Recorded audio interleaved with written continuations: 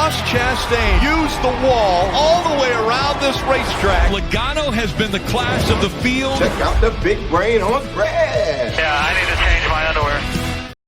With practice and qualifying done from the streets of Chicago, it's time for Brian and I to check in, talk about what he saw, boots on the ground in the streets of Chicago, what cars stood out, what cars seem like they may need a little bit of help, and we'll talk through the DraftKings pricing. We'll build some lineups and try and hopefully give you guys some thoughts to help you cash on Sunday. We'll also potentially look at the outright odds if they are posted. We are recording this right before the Xfinity race, so there's a potential that it's not. But as always, our newsletter will have our final bets, our full betting card, more DraftKings thoughts, grid rival picks, all of that stuff. So aoppodcast.substack.com, aoppodcast.substack.com, completely free in your email inbox every race day.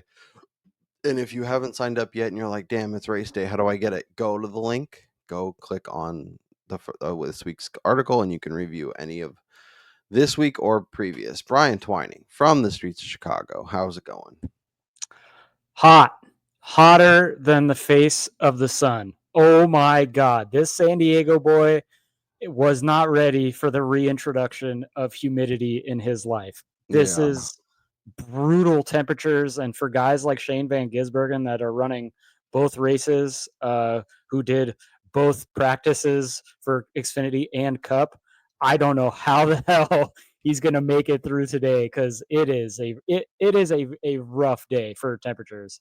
Yeah, I mean, the last couple of years, it's been like, I don't want to jinx it, knock on wood, but like it's been rainy and wet and like cooler. This, you got full Chicago summer just smacking you in the face. So, yeah. Well, every time we're not out on the West Coast, it's a friendly reminder of how good we have it out here. Yeah, sure. And also, too, what's really interesting is, as you just kind of said, it's been kind of cooler and dreary for the last two races that we've had here in Chicago. Today it's extremely hot, but tomorrow we're going back to the traditional Chicago race weather, where it's supposed to be cooler temps. It's looking like rain again. So, of course, this race is just not ever going to get a clean track for these guys. So it's going to be really interesting to see how today's practice and qualifying sessions translate to tomorrow, where we're likely to see rain tires have to go on, strategy based on when they're going to go to the rain tires or when they're going to stay on slick. So it's going to be another interesting weekend. The odds are definitely going to shift in a pretty significant manner. And DraftKings are going to be really interesting as we lead into this, with a couple of big name guys biffing it during practice when they're trying to put down a fake qual lap and didn't even get to run a qualifying lap as a result. Yeah, we have a lot to get into, I guess. And to your point, I guess, before we dive in and actually talk through everything we saw today, how much information can we actually take away from what we saw, given that the weather is going to change, the track is going to change? And does that mean we rely more on previous years where we've seen kind of that mix of like cooler, rainier weather, or do we just say, hey, they brought a rocket, they'll figure out with the tires, and then lean on the guys we trust more? Yeah, I definitely think we can look at the previous 2 years and see which guys actually ran well when they were on the rain tires or wet tires, whatever NASCAR wants to call them. But then also, too, kind of looking at the way that they practice today, like if they have pace in the dry, their cars are clearly naturally just going to be quicker than the other cars, regardless of what tire compound they had. And I actually got to chat with Michael McDowell real quick before they did their post-qualifying press conference, and I kind of asked him about this, and he said, yeah, he doesn't think it's going to be too much different, just because they like the way that their car was set up, and it is something that teams were kind of factoring in to their race pace during practice. So I don't think it's going to be too different. And just looking back at the previous 2 years, we have a good idea over who's strong. And then obviously, again, if you were fast in practice, that's some of that at least is going to translate if we do get weather. Yeah, no, that's a great point there, and that's why it's interesting to hear from the drivers directly, like how much of a difference is it for you, and if they're saying, well, especially from somebody who's McDowell, who was clearly fast, clearly showed speed, and could be a factor on Sunday. It's interesting to see him. Maybe that's because he feels confident in the car and he knows that they can kind of figure out the other stuff. For those that are a little less confident in their car, maybe they have to be a little more concerned about the change in weather and the change in tire, and strategy will be a play. And all this conversation and making me think that I need to pull back the reins a little bit on the betting card as we day. Yeah. Shane Van Gisbergen, he's fast. He's awesome. This is what he thrives in. We'll see if he gets it done. He is 12K, so that is going to be a decision point. Like, yes, he could dominate the race like we saw in Mexico, but if he's almost $1,000 more, maybe even more than $1,000 more from when he was in Mexico, do we have a decision to make? Does it give us even more reason to potentially? I don't know. I don't really want to fade him for example, but like, does it become closer and maybe you take that potential edge? Because I think a lot of people, at least when we were talking through lineups for Mexico, were a lot more comfortable and kind of punting on him, thinking, oh well, he's in the front, but he can't be he probably won't be the guy you need or in that conversation. But he was absolutely incredible. So if you have potential thoughts about him maybe not doing as well, or even if he's like third at that 12K price, that's like you need a big day from him in order to kind of reward you for leaning that way. Well, I think the fact that he was able to find 0.7 of a lap after Briscoe took the pole from him just kind of shows you how much better he is than everybody else in this package, in this style. Obviously, with the stage breaks and having restarts, that definitely scares you a little bit just because guys could get physicals. I mean, for instance, with Michael McDowell starting on the front row with him, obviously not in stage one to start the race, but if we get a late race restart and it's coming down to him or McDriver, Shane already has a win. Michael has nothing to lose by going in there extremely aggressively and potentially taking out both of them with a win on the line. So obviously you have to try to factor that in. And then with the weather potentially coming into play with guys slipping and sliding all over the place last year, I mean, we saw Shane Van Gisbergen get taken out because Chase Briscoe missed the turn in the rain, and his race was screwed when he was potentially the race winning car there too. So you have to factor that into your thoughts, but I don't think there's anybody that's as good as Van Gisbergen here. And like we saw in Mexico, he's probably going to be the fastest car, post the most fastest laps. It's going to lead a vast majority of the race if everything goes as planned. And if he's not in your lineup, you have almost no shot of, taking down a GPP. Yeah. But, you have to protect a little bit, but all things equal, Shane is going to destroy the field. That's just the way that it's looking. Yeah. Kyle Larson, Christopher Bell, William Byron are the three drivers in the 10K range, and then Tyler Reddick, Chase Elliott, Ty Gibbs, and AJ Allmendinger make up the 9K range. Hendrick had some issues, problems, I guess, in terms of the Hendrick guys, especially like Byron's obviously compelling, Chase Elliott obviously compelling, but given what we saw from Hendrick, are you comfortable just saying they're awesome, they're starting in the back, they're going to be near the front, you have to play them? Or do you go, I'm a little worried, Hendrick gave me a little nervousness, and like we've talked about, especially with Byron, when he's like 22nd, he's just kind of 22nd all day. And there's obviously races where he's been better than that, but sometimes and maybe those are the races where he starts more up front and they kind of get mired in traffic and they can't really adjust from there. But I guess, where are you at with Hendrick as we look towards Sunday? I think they're going to be extremely popular. I do find it ironic that the guy most likely to wreck on Sunday in Kyle Larson out of that camp was probably the safest guy during practice. He was the only guy that didn't have visible, or like we didn't hear of him making any contact with the wall, with each of the other three guys all missing a corner and slamming their left rears at some point, having to change out a toe link or a suspension part, as was the case with William Byron and Chase Elliott, which is why they didn't get to run a qualifying lap. Yeah. And again, when you're looking to trying to leverage the field, you already know Byron and Elliott are going to be extremely popular just based on the speed they showed in practice.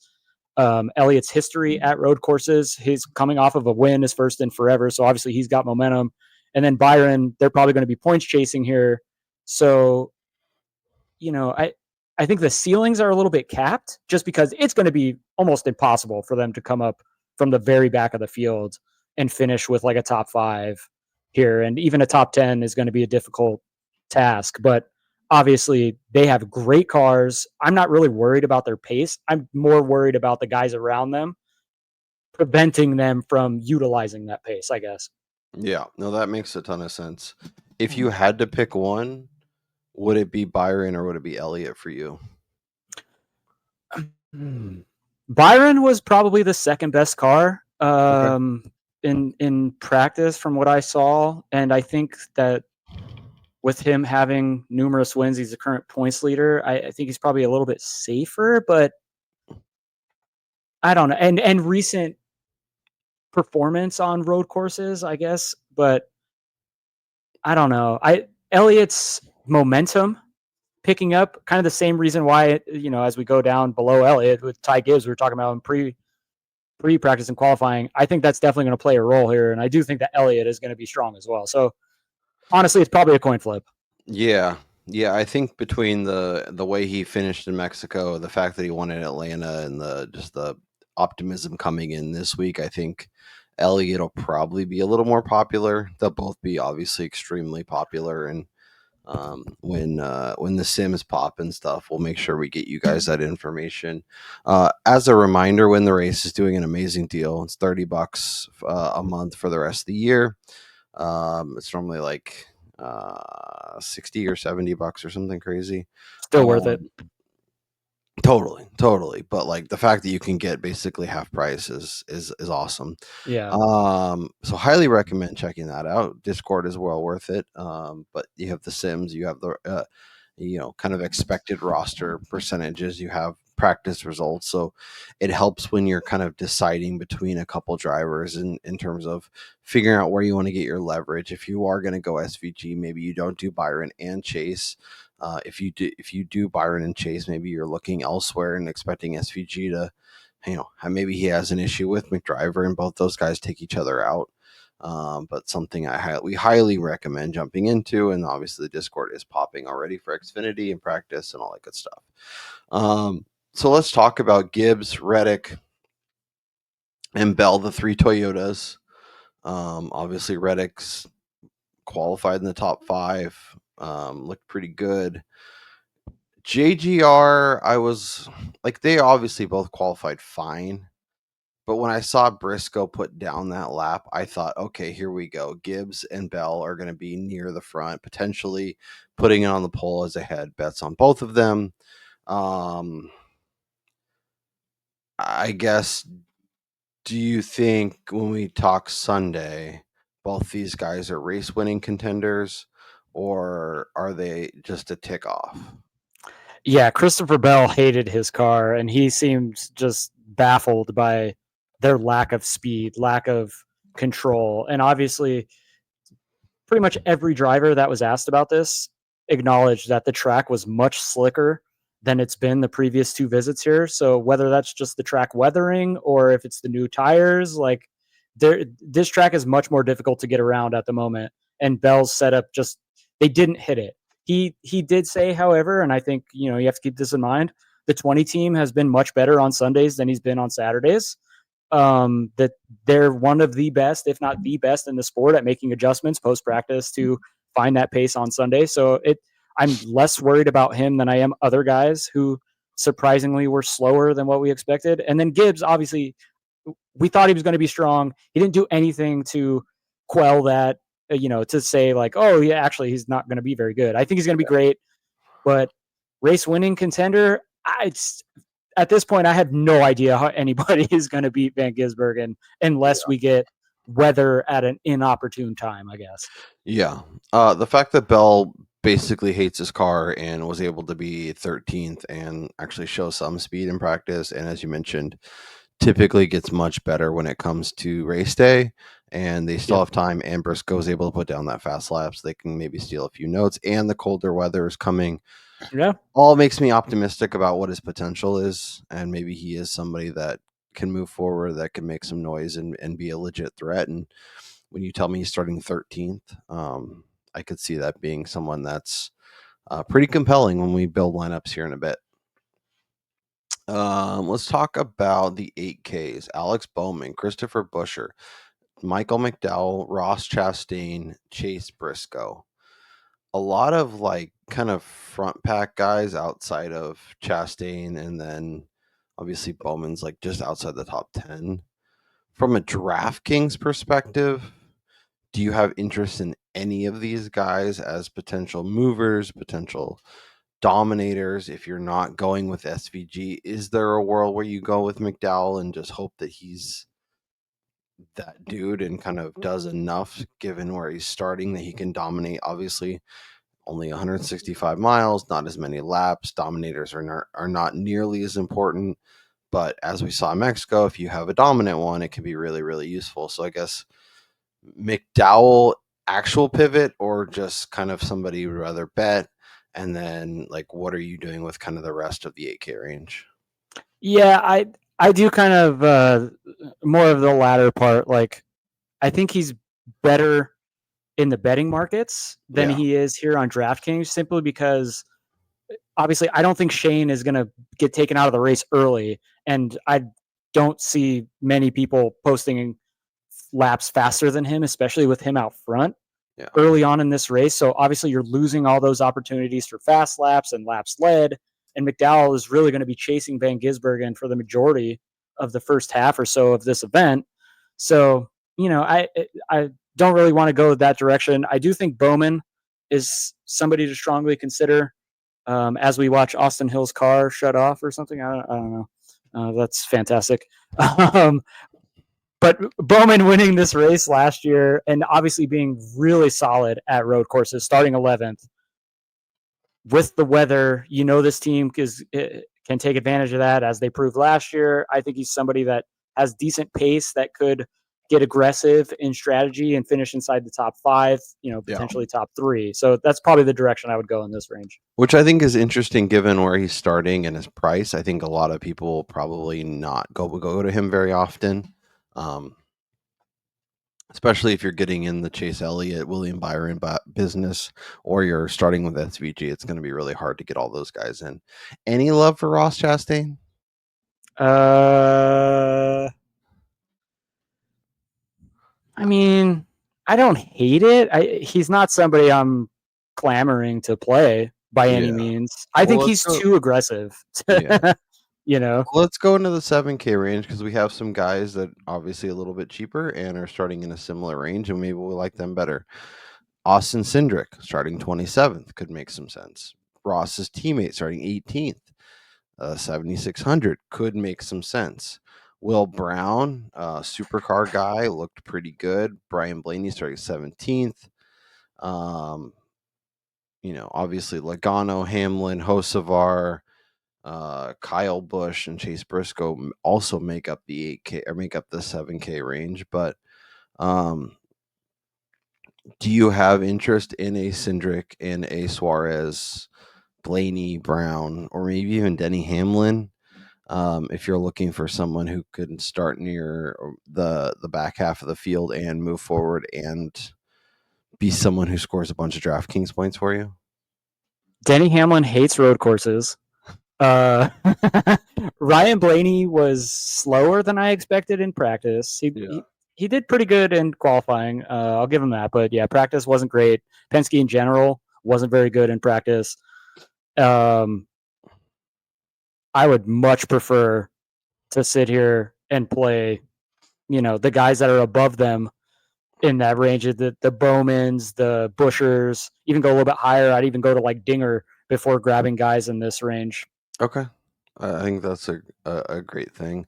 I am optimistic that we get a decent number on Blaney for like a top 10. I think that could be in play, especially if he can be a little strategy and not necessarily ever really be there. But all of a sudden, end of stage 3, he's staying out. He's making noise, and he finishes like 9th after running between 8th and 14th all day.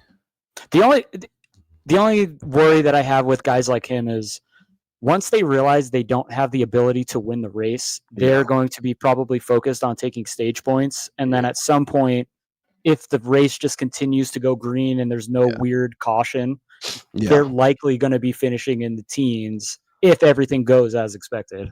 Yeah, especially with a Blaney who is clearly a championship contender, right? Some of the other guys might not have it, and maybe they're fighting for those points just so they can make the playoffs. But the legitimate contenders are definitely a factor. Yeah, I think, as sexy as Hamlin may be at 7,100 in like a variety of places, the road course is not that place. And I could easily see him being on a plane halfway through this race, heading back home, getting ready for next week. There's a reason why he punted on Mexico. He punted on. I did want to say though, Will Brown. Will Brown is definitely somebody that I would consider. And I think a lot of people. I mean, maybe I'm being pessimistic or optimistic, or I don't know how you want to look at it, but like, I could see him being somebody that people just don't even click on. He's got no numbers, got no stats. He's around a bunch of interesting names. Maybe we get lucky and get lower ownership on him than he probably should have. Yeah. Speaking of guys that don't want to be here and somehow finished qualified a lot better than expected. Brad Keselowski, mid-pack, 6,900. Justin Haley, Corey Heim. Heim did make the race, right? No, so Heim actually got knocked out by Catherine Legg. Okay, I was watching those two, and I never got a full breakdown, so it's interesting. Be interested to see if people actually click on his name thinking he's in the field. Not having a starting position next to him would be a good indicator. Ryan Preece, Todd Gilliland, Bubba Wallace, Austin Dillon, John Hunter, Cole Custer, Zane Smith. This is where we could get some real movers at affordable prices. Is Bubba Wallace actually the name you want to click on instead of Chase Elliott or instead of William Byron, given that you're getting a significant discount, and despite not being like a legitimate maybe race winner at road courses? That's the word I'm looking for. He's actually been a lot better, and maybe he's a guy that starts 37th and finishes like 13th, and you have a hell of a day at a very reasonable price. For the first time in quite a while, I'm going to have to say no. He looked good in practice, but 2311 Gremlins seemed to show up once again with his car. I mean, he spun, then he spun again. And then he, ultimately ended the second qualifying session a little bit early for guys because the car just wasn't underneath him. And then similar issue to last week where they had to like give it a pushing start for him to get rolling after his first spin there. So I'm a little worried about maybe just the equipment and then just the recent string of bad luck, I guess, or I think it could only be attributed to bad luck at this point with equipment failures and stuff of that nature. So he's not somebody that I'm really looking to play, especially when a guy like Cole Custer has been pretty decent on road courses, shown speed, and then Todd Gilliland, even at 6,500, he looked really good in qualifying. He's been decent on road courses throughout his career, and he's way cheaper than a lot of other guys that are starting in a similar range. Does that make you a little concerned about Tyler Reddick, who is so much more expensive and starting near the front?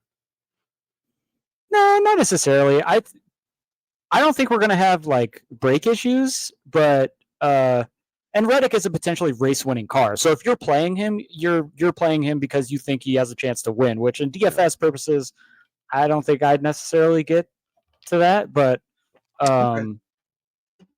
yeah, I am a little bit worried about Bubba Wallace's like headspace and everything that's been going on with that team recently. Yeah, it's kind of a weird situation. What about Justin Haley? Obviously, had a really good run here 2 years ago. Is starting 28th, is just below 7K. Like, I think he's sort of interesting, but he's not really a road course guy. So, like, I don't know. Like, do you have any interest in getting there? He looked significantly worse than Michael McDowell and Carson Hocevar, and he's been significantly worse than both Michael McDowell and Carson Hocevar so far this year. After pretty much industry-wide, everyone was excited about his move back to Spire, the team that he had really shown promise with. And then he goes out and he also has issues during practice where, he's getting squiggly and looking like he's almost about to slam head first in the turn 6, I believe it was.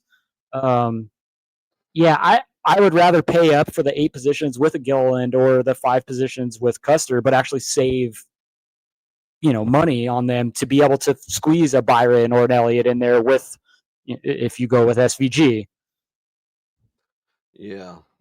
Our friends that win the race are updating the Cup Sims right now, so I'm kind of seeing if there's anything that jumps out in terms of guys that we've talked about that maybe can be a little more optimistic on.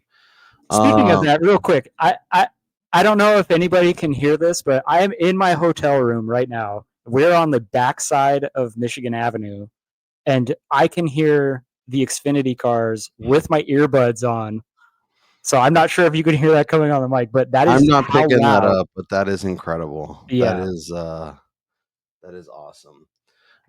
As a friendly reminder, Brian obviously boots to the ground in Chicago, but both of us will be on track next week in Sonoma. So if you are in Sonoma, you're going to the race, you're going to Xfinity and practice, hit us up on the Twitter. We will be boots on the ground, walking around. We'd love to come say hello and chat with y'all. So make sure you do that. Obviously, we will be doing this. We'll try and figure out a recording setup. Maybe we'll do it from the media center. But I don't know. We'll figure that out kind of once we get there. Below 6K. Eric Jones, Ricky Stenhouse, Josh Berry, Noah Gregson, Austin Hill, Riley Herbst, Ty Dillon, Cody Ware, Josh Balicki, and Legatron. Do you have any interest? I guess let's put it this way. If we're building expensive options, like if we start, and we're obviously going to build a bunch of lineups, so I'm just going to start this now. This may be a little chalky, but we can definitely get around it, and I think it will make things difficult for people. If we start like that, who are the names down here that you can convince yourself, and are we going to leg ourselves again this week? Because we did it in Mexico, and honestly, it kind of worked. I don't hate going back to the leg this week either, just because she's only $4,500, which is absolutely insane for somebody starting outside the top 30, when all she really has to do is just ride around all day, stay safe. She'll likely wind up finishing 30th, and you're coming home with 15 points. I mean, you're kind of surrendering a ceiling here, but you're also guaranteeing yourself a decent floor for almost no salary, allowing you to squeeze in whoever you want into your lineup. Yeah. Like if you do leg, then you're up to all of a sudden up to 7K with a 12,000, a 10,000, a 9,500 driver. And like you mentioned, is she going to win the race or even come close? Probably not. But could she BJ McLeod her way into like a top 23 finish? Maybe. And at 4,500, if it really gets you to the guys that you want to use, then sure. If you're going to the leg when you could be doing, I don't know, Austin Hill or something, then maybe it's better to go there. But I think there is a world where she makes sense when you're building lineups. Yeah, and that's funny you say that, because I was actually just about to mention both Austin Hill and Ty Dillon are the other guys in this range that I'm tending to gravitate towards, but they're going to be much more racy than Catherine Legg, which is going to put them in positions to wreck or be taken out by somebody else much more frequently than she is. And so, you do present yourself a little bit of safety by playing quite possibly the slowest car on track, which is kind of an oxymoron in racing, but it's an interesting tactic when you're looking at trying to squeeze as many potential race winning cars into a lineup at Chicago. Yeah, no, I definitely think you're onto something. And like Squeezing both those guys allows us to go all the way up to 8,200, which could be like a Ross Chastain. Could be an Austin Cindric. I mean, if we did like Will Brown, then we could take one of these guys out and maybe get to like, I don't know, 6,200. John Hunter, Cole Custer, like you That- like Custer. Yeah, That feels really nice. yeah. I will say, I mean, since we're already kind of building here, which I think this is a good build to do. I do think this is going to be quite possibly the most popular start in a Van Gisbergen and Elliott, Byron, and then just put in The cheap crappy guys. placement guys. Yeah. All right, so if we want to do that, then who are we taking? Elliott out or are we taking Byron out? Let's play them both. Okay. I actually like this lineup that you just put up there because I think Will Brown's going to be really good. Again, another supercars guy. He seemed fairly comfortable pretty quickly, and he was running top 10 at Sonoma last year before he had, I think it was electrical issues with the third RCR car. And although he's in technically the third colleague car, he's in the 13 that AJ Allmendinger was able to wheel around for really good finishes last year while part-time riding for the team. So I think Brown is going to be really good.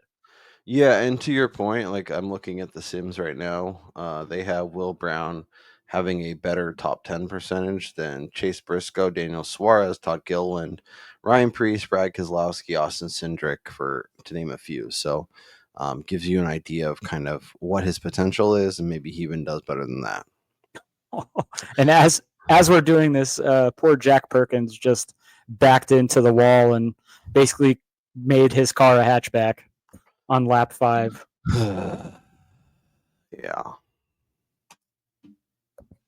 All right, give me a name, any name. Do you want to avoid SVG in this lineup? Do you want to start with SVG? Where's your head at? Let's go.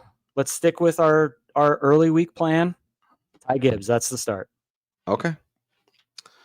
Tyrone. Alex Bowman. Go all the way to the bottom. Let's do it. It's time to get legged.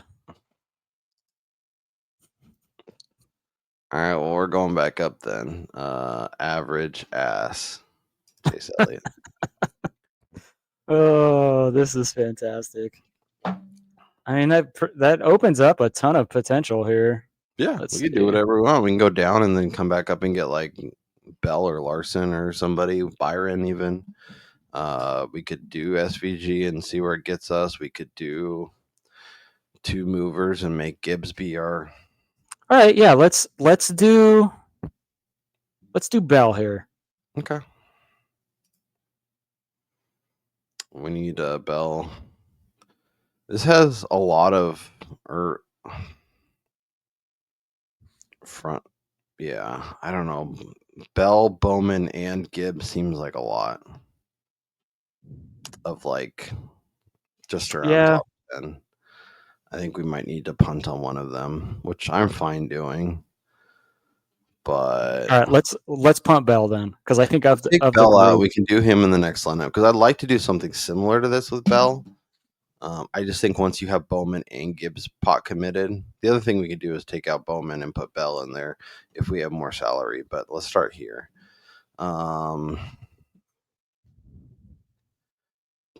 Chastain, Cindric, Suarez. I like Chastain the best out of those guys. Okay. Let's see. Where'd Ross go?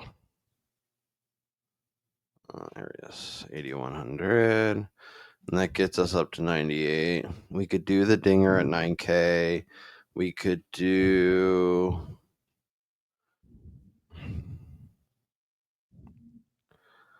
I mean, My other question to you then is, do you have any interest in going like this and going like that and then using? I mean, I guess it's the same thing. Yeah, and you're getting more placement points with Gibbs, anyways. I hate doing it because I don't like playing guys multiple lineups, but I think we could play Will Brown here again and feel good. Yeah, but then we have 2,500, so I think we pull Ross out and go up to like We're just gonna play Byron. Byron again, but then yeah, just play Larson. Or I mean Byron. Okay, then we have 600 left. Do we want to avoid the Legatron and go down to like Herbst, Dylan, We already played Dylan though. Cody Ware? I'd rather play the leg. Or do we take? Let's see, we have 600 left to play with. We could take Bowman out and put in the Dinger. We could take Elliott out and play. We'll put Bowman back in.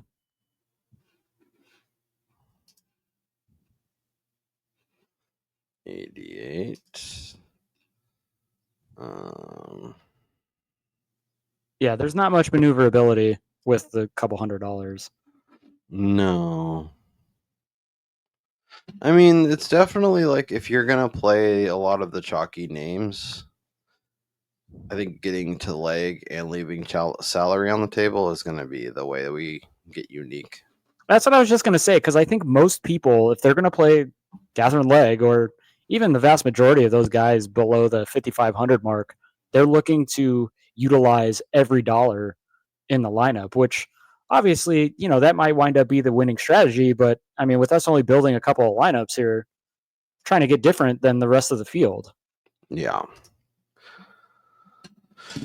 Okay, create a lineup. We'll go to NASCAR. If we could do SVG and CBL. All right, maybe this is where we go just near the bottom and we play Todd Gilliland here. Okay. I can Gilly gang it up. I think we play Custer too. And then we have to decide, do we want two mid-pack guys, Ryan Blaney? Do we want to play Hamlin?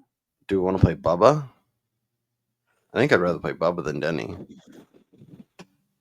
All right. Let's do it. Like, it's 3 spots, but I think Bubba's more invested. Yeah, he could explode. But he could be trying to wreck the race winner again after he crosses the checkers. Yeah. And that gets us to 8,800. I mean, I don't know that I want to click Bowman again, but yeah, no. Do you have any interest in Busher from a DraftKings perspective? That seems a little thin. Yeah, I just think he's so far up the field. It's kind of a similar scenario with McDowell. I mean, obviously McDowell's starting on the front row, but it's just hard to get placement points and also fast laps and all that enough that you would need to get the points that you want out of a guy starting inside the top 8 and for $8,800. Yeah, no, I think that makes sense. It's kind of the same reason why like Reddick is, I wouldn't say necessarily an avoid, but not somebody that I'm excited to play in DFS. Yeah. Yeah, no, I think that's fair. I think the world where you play Reddick is he gets to the front quickly and kind of runs away with it, or not really. He would have to win the race, I think, in my opinion. Yeah, and like if you want to build a lineup without SVG and do Reddick and Bubba, like I don't hate it, but it feels like a really thin bet. Then you have to shooting for the moon, and I think I'd rather just like go on the sportsbook side, bet Reddick to win, bet Bubba like top 10. Yep. And hope for that to cash. All right, we have 8,800.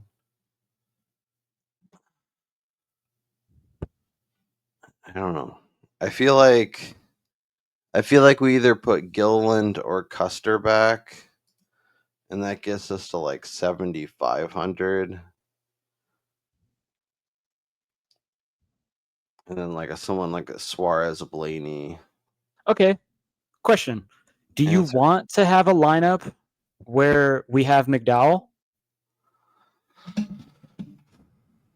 No. I don't. I honestly like, and maybe this is, I should be more open to the idea, but if you told me there's a car that's starting near the front that gets to the front quickly and dominates most of the race and is kind of one of the guys you need if you have an early dominator, not named SVG, I just don't think when I close my eyes and picture that, I don't see him in there. I thought you were going to go the direction of a guy who gets to the front, lead a bunch of races or lead a bunch of laps, and near the end of the race actually wind up with a DNF. Yeah, I mean, and because that's also, I think he probably has the widest range of outcomes of anybody in the field this week because of what's on the line for him at road courses, knowing that these are probably his best chance to win outside of the super speedways. Yeah, like if you told me someone got to the front, battled with SCVG, and won the race, and was really good for DraftKings, I would say that's either Reddick, Busher, maybe Ty Gibbs. I think that's kind of the list. All right, yeah. So it's hard for me to picture him there. All right, so if we got 14-9. So we can do Byron and one of those jabronis. Yeah. Go to the bottom. Let's see. Or we could do we could do Hamlin also. That feels not fun. And Cindric, although I don't hate I definitely don't want Denny Hamlin and Bubba Wallace. And Cindric? Are you kidding me?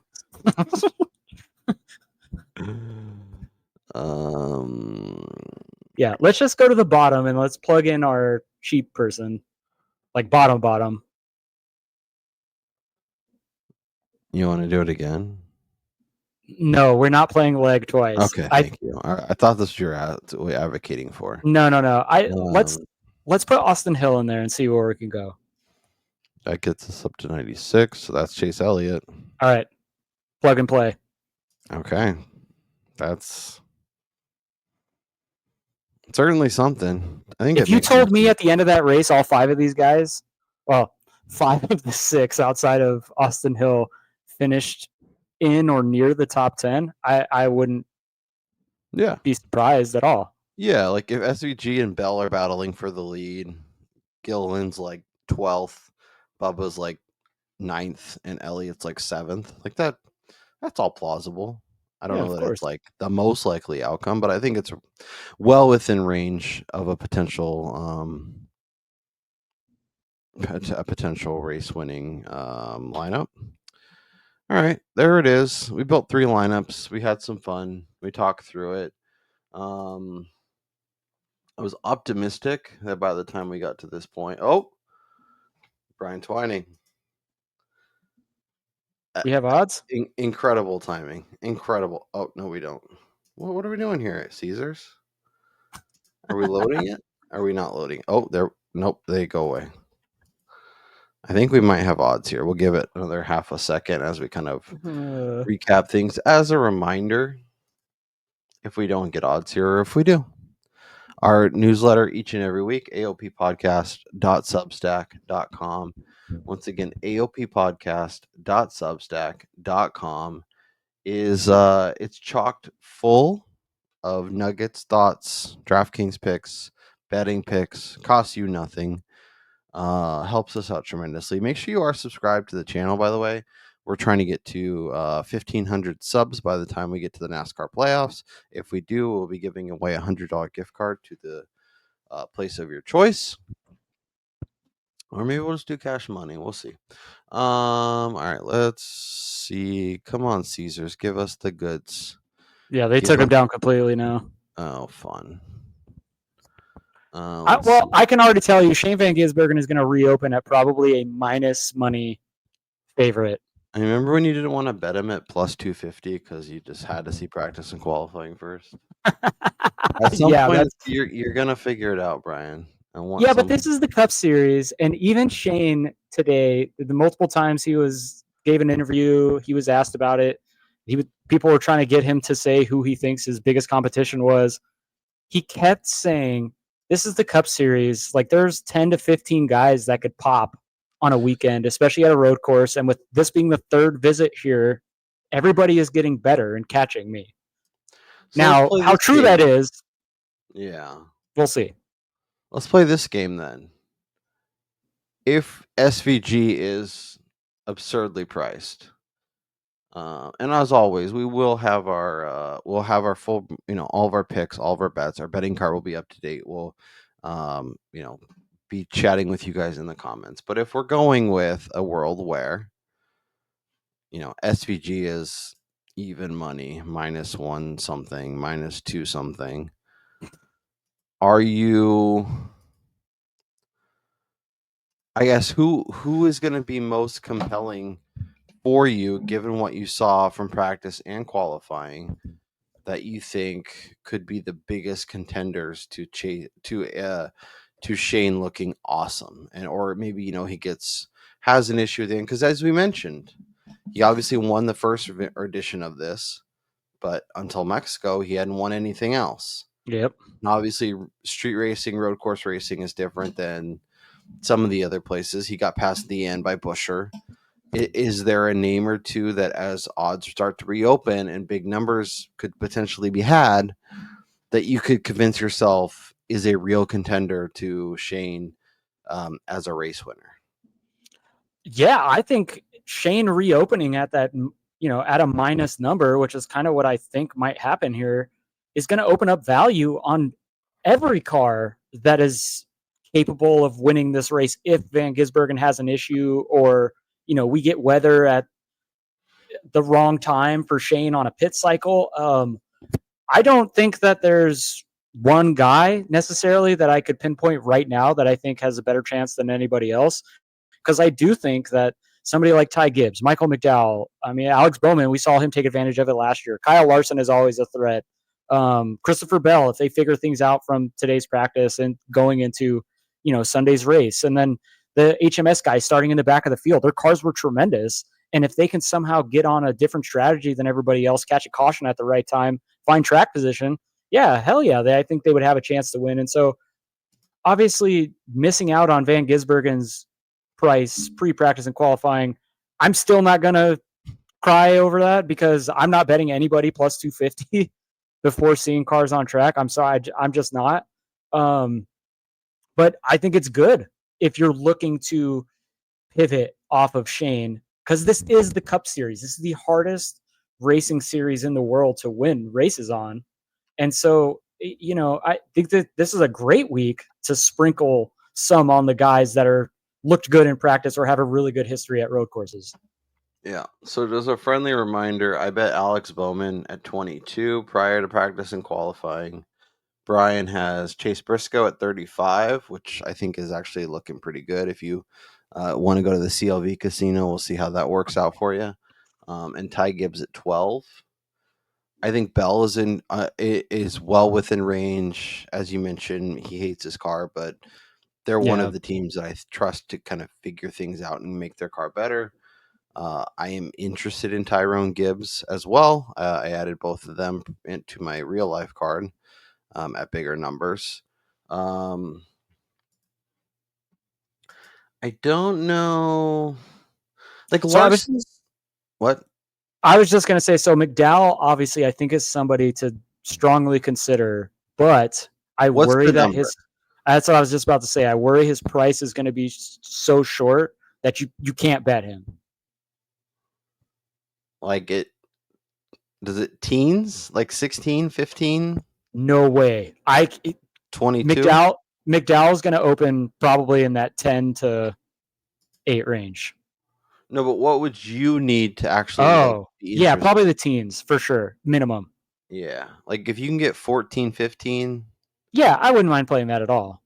But I'm not playing his reopening price that I anticipate is going to be his shortest number since year and a half ago, 2 years ago. Yeah. Yeah, I'm curious to see what reopeners, and if you don't see the number you want, I think being patient obviously is probably the move, because if the books don't get money, they're going to move it better. But also, maybe when everyone else is betting everything else, Shane Van Gisbergen goes from like minus 225 to minus 105 or something. Also, too, if this is not a terrible weekend to sit there and don't play anything, pray for rain, and then jump in live, because there's going to be some shenanigans that happen if we do get another rain interrupted race, which it's looking very likely to happen. Yeah. I don't think I'm going to bet Byron or Elliott, but I am curious to see. I feel like they're going to be much shorter than they should be. Yeah, they're HMS cars. Books will never open themselves up to potential massive losses on that team. Yeah. All right, Brian. Well, unfortunately, no odds, but with you in Chicago and getting everything done the way we try to, we don't have odds to discuss, but that's okay. If you want our thoughts on that, make sure you go back and check the early week edition of the show. We'll also be updating the cards, so make sure you go to the Substack, because if you're watching this, that means it's Sunday. That means the odds have dropped. That means we've added our bets. So the cards will be full if there's opportunity. We will have our write-ups. We'll have our thoughts. You can also follow us on the X machine, where we will be throwing out thoughts there as well. Don't forget to go to Grid Rival.